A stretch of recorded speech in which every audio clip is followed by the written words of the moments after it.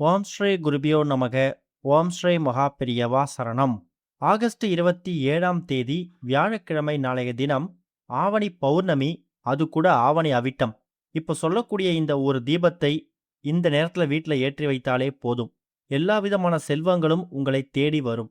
அது என்ன தீபம், அந்த தீபத்தை எத்தனை மணிக்கு ஏற்றணும்னு பார்க்கறதுக்கு முன்னாடி நம்மளோட வீடியோஸை இப்போ தான் நீங்கள் ஃபர்ஸ்ட் டைம் பார்க்குறீங்கன்னா மறக்காமல் சப்ஸ்கிரைப் பண்ணிக்கோங்க. தொடர்ந்து இது மாதிரி அப்டேட் தெரிஞ்சுக்கிறதுக்கு பக்கத்து நோட்டிஃபிகேஷன் பெல்லை கிளிக் பண்ணி ஆல் அப்படிங்கிறத செலக்ட் பண்ணிக்கோங்க. இப்போ ஆவணி பௌர்ணமி தினத்தில் என்ன மாதிரி தீபத்தை எப்போ ஏற்ற போகிறோம் அப்படிங்கிறத பற்றி தெளிவாக தெரிஞ்சுக்கலாம். ஆவணி மாதத்தில் வரக்கூடிய பல பண்டிகைகள் அப்புறம் விசேஷங்கள் நிறைய இருக்கு.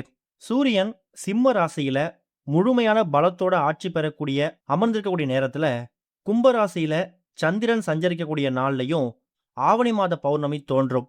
இந்த பௌர்ணமிக்கு ஸ்ரவண பௌர்ணமி, சாவன் பௌர்ணமி அப்படிங்கிற மாதிரி பல பெயர்கள் உண்டு. திருக்கணித பஞ்சாங்கத்துப்படி ஆகஸ்ட் 27ஆம் தேதி காலையில் ஆரம்பிக்கக்கூடிய பௌர்ணமி திதி ஆகஸ்ட் 28 வெள்ளிக்கிழமை காலையில் முடியுது. எப்படி பார்த்தாலும் உங்களுக்கு வியாழக்கிழமை பகல் முழுக்க உங்களுக்கு பௌர்ணமி தான். சரியா வியாழக்கிழமை காலையில் 9 மணி 54 நிமிஷத்துக்கு ஆரம்பிக்கக்கூடிய பௌர்ணமி திதி மறுநாள் வெள்ளிக்கிழமை காலையில் 10 மணி 29 நிமிஷம் வரைக்கும் இருக்கு. பௌர்ணமிக்கான எந்த வழிபாடு செய்யறதா இருந்தாலும் நீங்கள் தாராளமாக ராகு காலம் யமகண்டம் இல்லாத மாதிரி பார்த்து பண்ணிக்கலாம். வியாழக்கிழமையில யமகண்டத்தை பொறுத்த வரைக்கும் காலைல 6:07 வரும். ராகு காலம் மதியம் 1:03. பௌர்ணமிக்கான வழிபாடு செய்யறத பொதுவாக மாலை நேரத்தில் 6-7 மணிக்கு மேலே, அதுவும் முழு நிலவு பிரகாசமாக தெரியக்கூடிய நேரத்தில் பண்ணுறது விசேஷம்னு சொல்லுவாங்க. பௌர்ணமி தினத்தில் எந்த மாதிரி கடவுளை வணங்கலாம்? கண்டிப்பான முறையில் சிவபெருமான் வழிபாடு முக்கியம். பௌர்ணமி அன்னைக்கு திருவண்ணாமலையில் கிரிவலம் போகிறதுக்கான முக்கியமான நோக்கம் நம்ம வாழ்க்கையில் ஏற்படக்கூடிய கஷ்டங்கள்லாம் தீரும் அப்படிங்கிறதுக்கு தான். அப்படிப்பட்ட பௌர்ணமி திதி ஆவணி மாதத்தில் வருது, அதுவும் ஆவணி அவிட்டத்தோடு சேர்ந்து வருது. நிறைய பேர் இந்த ஆவணி அவிட்டம் அப்படிங்கிறது பிராமணர்கள் அவங்களுடைய பூநுலை மாற்றிக்கிறதுக்காகவும் அவங்க பயன்படுத்தக்கூடிய ஒரு நாள் அப்படின்னு நினச்சிட்டு இருக்காங்க. ஆனால் அது மட்டும் கிடையாது. புதிய துவக்கத்தை பெறணும், ஞானத்தை பெறணும் அப்படின்னு நினைக்கிறவங்க இந்த நாளில் வழிபாடு செய்யலாம். இந்த நாளில் ஞானத்தோட கடவுளாக இருக்கக்கூடிய ஹயகிரீவரையும் சரஸ்வதி தேவியையும் மந்திரங்களோட தாயாக இருக்கக்கூடிய காயத்ரி தேவியையும் வழிபடுறது ரொம்ப சிறப்பு. இந்த நாட்கள் நம்ம செய்யக்கூடிய வழிபாடுகளால் கடந்த காலங்களில் நாம் தெரியாமல் செய்திருக்கக்கூடிய எல்லா விதமான பாவங்களில் இருந்தும் நாம் விடுபட முடியும் அப்படிங்கிறது ஒரு பெரிய நம்பிக்கை. ஒரு வருஷமும் ஆவணி மாதத்தில் வரக்கூடிய பௌர்ணமி திதியும் அவிட்டம் நட்சத்திரமும் இணைந்து வரக்கூடிய நேரம் தான் ஆவணி அவிட்டம். அப்படிப்பட்ட ஆவணி பௌர்ணமியும் ஆவணி அவிட்டமும் நமக்கு ஆகஸ்ட் 27 வியாழக்கிழமை வந்திருக்கு. இன்னொரு பக்கம் புராணங்களில் மகாவிஷ்ணு ஹயகிரீவரா அவதாரம் எடுத்த நாள் இந்த ஆவணி அவிட்டம்ங்கிற மாதிரி சொல்லப்பட்டிருக்குதான். ஞானத்தோட கடவுளாக இருக்கக்கூடிய ஹயகிரீவரை வணங்கும் போது நம்ம குழந்தைகளோட கல்வி மேம்படும். அதை விட முக்கியமானது, உங்கள் கணவரோ மனைவியோ பார்க்கக்கூடிய வேலை தொழிலில் புத்தி கூர்மையோடு செயல்பட்டு அவங்க வாழ்க்கையில் அடுத்த கட்டத்துக்கு முன்னேறி போவதற்கான வழிவகையை நம்ம பெற முடியும். இதுதான் ஆவணி அவிட்டத்தை வழிபடுவதற்கான முக்கியமான அர்த்தம். கண்டிப்பான முறையில் நீங்கள் சரஸ்வதி தேவியையும் வணங்கலாம். மாலை 6-7 மணிக்கு மேலே வீட்டோட பூஜை அறையில் எப்பொழுதும் போல பௌர்ணமி திதிக்கான வழிபாட்டை நீங்கள் பண்ணலாம். ஒருவேளை உங்கள் வீடு பக்கத்தில் திருவண்ணாமலை ரொம்ப எளிதாக போயிட்டு வர முடியும் அப்படிங்கிறவங்க கிரிவலம் போவாங்க. அப்படி அதுக்கு சந்தர்ப்பம் இல்லாதவங்க உங்கள் வீடு பக்கத்துல சிவாலயத்துக்கு போயிட்டு அங்கே இருக்கக்கூடிய சிவாலயத்தை, அந்த கோவில் பிரகாரத்தை 9 முறை வலம் வந்தாலே பௌர்ணமி திதி அன்னைக்கு திருவண்ணாமலைக்கே போய் கிரிவலம் செய்த பலனை உங்கள் வீடு பகுதி கோவிலில் பெற முடியுமா? இப்போ ஆவணி அவிட்டத்தன்னைக்கு எந்த கடவுளை வணங்கணும், அதே மாதிரி ஆவணி பௌர்ணமி அன்னைக்கு எந்த நேரத்தில் வழிபாடு செய்யணும்னு நம்ம சொல்லிட்டோம். கண்டிப்பாக மாலை ஒரு 6-7 மணிக்கு மேலே முழு நிலவு தெரியும் இல்லையா, பிரகாசமா. பௌர்ணமி அப்படிங்கிறது யாருக்கு உரியது? சந்திர பகவானுக்கு உரியது. சந்திர பகவான் யாரு? மனோகாரகன். வாழ்க்கையில் ஏற்படக்கூடிய குழப்பங்கள், சண்டை சச்சரவுகள், கணவன் மனைவிக்கிடையே கருத்து வேறுபாடு, இது எல்லாத்துக்கும் தீர்வு கொடுக்கக்கூடியவர் மனோகாரகனாக இருக்கக்கூடிய சந்திர பகவான். முழு நிலவு பிரகாசமாக தெரியக்கூடிய, அதாவது உங்கள் வீட்டிலேருந்து பார்த்தா எங்கேருந்து முழு நிலவு தெரியுதோ அங்கே ஓம் சந்திரமௌலீஸ்வராய நமகன்னு ஒரு 3 முறை மந்திரத்தை உச்சரிச்சுட்டு நீங்கள் சந்திர பகவானை வழிபாடு செய்கிறது ரொம்ப முக்கியம். அது போக இப்போ நாம் சொல்லக்கூடிய இந்த ஒரே ஒரு தீபத்தை உங்கள் வீட்டில் நீங்கள் ஏற்றி வைக்கணும். அதுவும் மாலை 6-7 மணிக்கு மேலே முழு நிலவு தெரியுது இல்லையா, அப்போ தான் ஏற்றி வைக்கணும். இதை உங்கள் வீட்டோட பூஜை அறையிலையும் ஏற்றி வைக்கலாம், நிலைவாசலையும் ஏற்றி வைக்கலாம். பூஜை அறையில் பௌர்ணமிக்காக வழிபடக்கூடிய மற்ற தீபங்கள்லாம் வேற. இது பிரத்யேகமாக பௌர்ணமி, அதுவும் ஆவணி பௌர்ணமிக்காக ஏற்றக்கூடிய தீபம். அதையும் இதையும் போட்டு குழப்பிக்க வேணாம். இந்த தீபத்தை ஏற்றுறதுக்கு உங்களுக்கு ஒரு சில முக்கியமான பொருட்கள் தேவைப்படும்.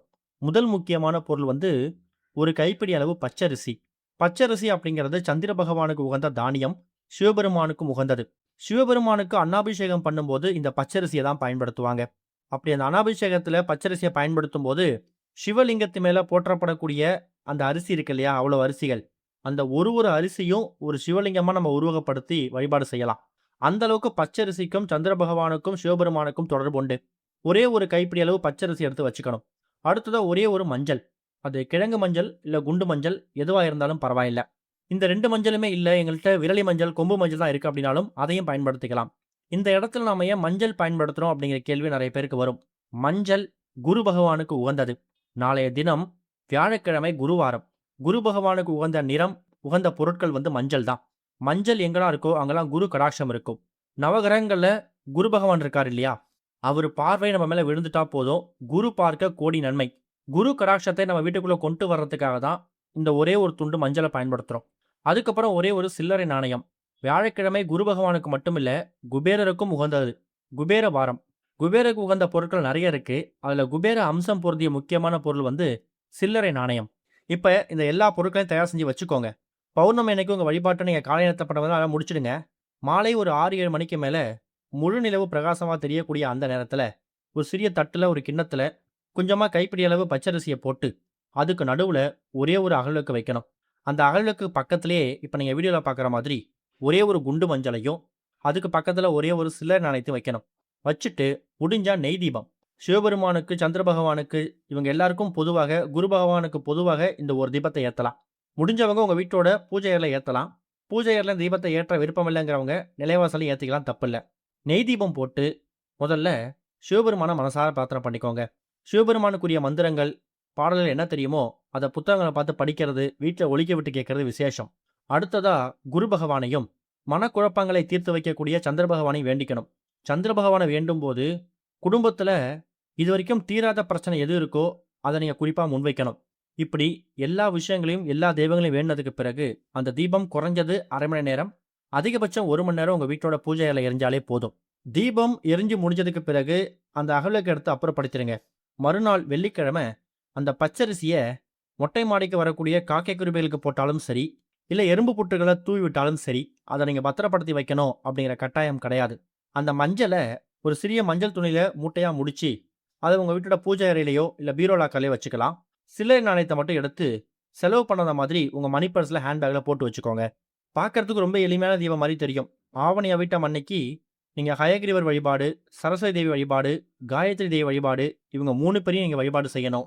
கூடவே சிவபெருமான், குரு பகவான், சந்திர பகவான் இப்படி பல தெய்வங்கள வழிபடுவதற்கான அற்புதமான ஒரு வரப்பிரசாதம் தான் ஆகஸ்ட் 27ஆம் தேதி வந்திருக்கக்கூடிய ஆவணி பௌர்ணமி, அப்புறம் ஆவணி அவிட்டம். இந்த தீபத்தை ஏற்றி வைத்துட்டு, அதுக்கப்புறம் நீங்க என்ன கோரிக்கைய வைக்கிறீங்களோ, கூடிய சீக்கிரம் அது நிறைவேறும். அது நிறைவேறதுக்கான வாய்ப்ப சிவபெருமான் உங்களுக்கு ஏற்படுத்தி கொடுப்பாரு. முடிஞ்சா நாளைய தினம் சிவாலயத்துக்கு போங்க. சிவாலயத்துக்கு போயிட்டு சிவபெருமான வணங்கிட்டு, கோவில வலம் வந்துட்டு, அதுக்கப்புறம் உங்க விரதத்த முடிச்சுக்கலாம். நம்பிக்கையோட பண்ணுங்க, நல்லதே நடக்கும்.